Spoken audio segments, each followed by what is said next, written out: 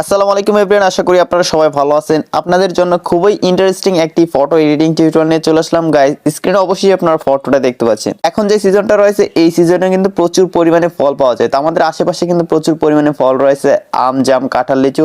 তো আপনারা অনেকেই ফটোগ্রাফি করতে পছন্দ করেন, কিন্তু আপনার ফটোগ্রাফির লেভেলটা একটু আপ করার জন্য আপনারা চাইলে এই ধরনের এডিটিং করতে পারেন, বা অনেকেই কিন্তু জানতে চান যে এই ধরনের এডিট কিভাবে করতে হয় মোবাইল ফোন দিয়ে। তো গাইস, আজকের ভিডিওটি যদি আপনি সম্পূর্ণ দেখেন তাহলে আপনি মাত্র 1 মিনিটে শিখে যেতে পারবেন কিভাবে আপনারা একটি নর্মাল ফটোকে এই ধরনের এডিটিং করবেন।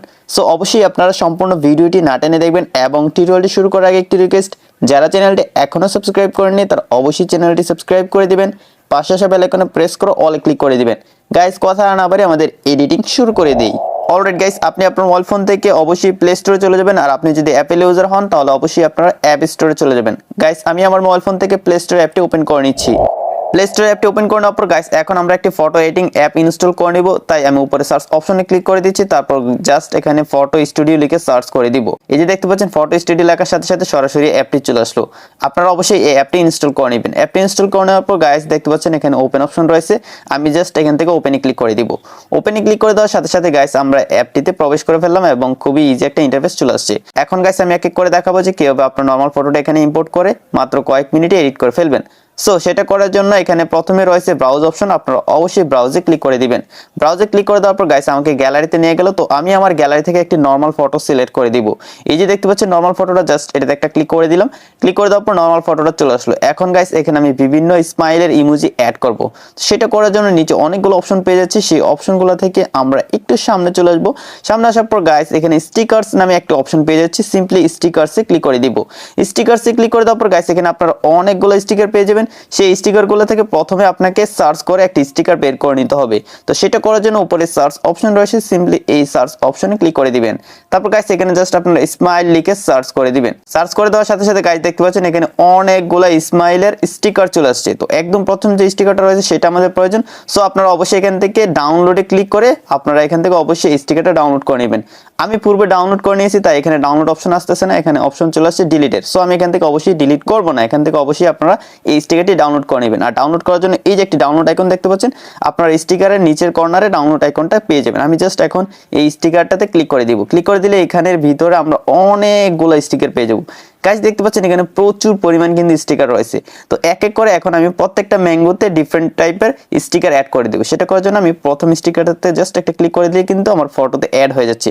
তো দেখতে পাচ্ছেন এখানে রিসাইজের অপশন রয়েছে, আপনি চাইলে বড় ছোট করতে পারবেন, চাইলে আপনার এই স্টিকারটা রোটেট করে নিতে পারবেন, চাইলে আপনার এটাকে শেপটাও চেঞ্জ করে নিতে পারবেন। তো এটা যা আছে তাই রেখে দিব। আমি জাস্ট এখান থেকে একটু বড় ছোট করে আর রোটেট করে আমাদের এই ম্যাঙ্গোতে অ্যাড করে দিব। তাই আমি একটু রোটেট করে নিচ্ছি। রোটেট করে নেওয়ার পর পারফেক্ট একটা সাইজ দিয়ে দিব, যাতে ম্যাঙ্গোটার সাথে এই স্টিকারটা খুবই সুন্দরভাবে অ্যাডজাস্ট হয়ে যায়। সো আমি এভাবে অ্যাড করে দিলাম। তারপর নিচে একটা টিক মার্কের অপশন রয়েছে, জাস্ট টিক মার্কে ক্লিক করে দিব। তারপর নিচ থেকে আবার স্টিকারে চলে যাব। এখান থেকে আমরা এই যে স্টিকারটা প্রথমেই পেয়ে যাবো, আবার স্টিকারে ক্লিক করে দিব। তারপর এই স্টিকারটা সিলেক্ট করে দিচ্ছি। তারপর এটাকে আমি অন্য একটি ম্যাঙ্গোতে অ্যাড করে দিচ্ছি। তো সাইজটা একটু বড় করে নিই, তারপর একটু রোটেট করে নিব। রোটেট করে নেওয়ার পর পারফেক্ট একটা জায়গায় বসিয়ে দিচ্ছি।